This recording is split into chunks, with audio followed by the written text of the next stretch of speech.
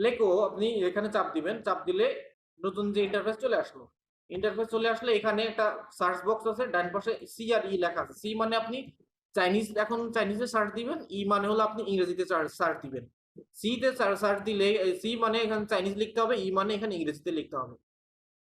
এবার আপনি এখানে আমরা চাইনিজ দিয়ে সার্চ করা শুরু করলাম। চাইনিজে কিভাবে সার্চ করলাম, আমি প্রথমে একটা শব্দ দেখবো, সেটা নি, সেটা কিভাবে, এটা কি, এটা কিভাবে লিখতে হয়, এটাতে কিভাবে কি করা যাবে সেটা দেখবো।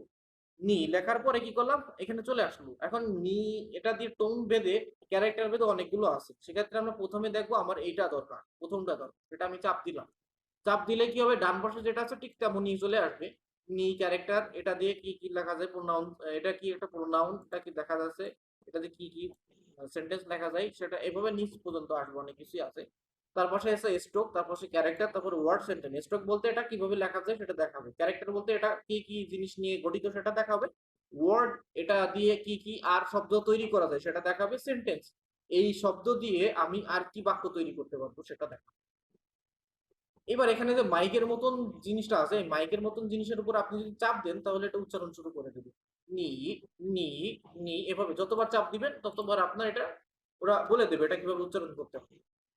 তারপরে আপনার কিভাবে লিখতে হয় সেটা চাপ দিতে আমরা স্ট্রোকে চাপ দেবে, স্ট্রোক, স্ট্রোকে চাপ দিলে এই যে এভাবে চলে আসবে, লেখা শুরু হয়ে যাবে। কোথায় চাপ দিলে শুরু হবে, এখানে এটা কিন্তু একটা ভিডিওর মতন চালু হয়ে যাবে। এই যে এখানে আমরা প্লে আর পজ বাটনটা দেখতেছি না, প্লে পজ বাটন, এখানে চাপ দিলেই এই পাশের, এই যে আমি চাপ দিলাম দেখেন, চাপ দিলাম শুরু হয়ে গেল লেখা।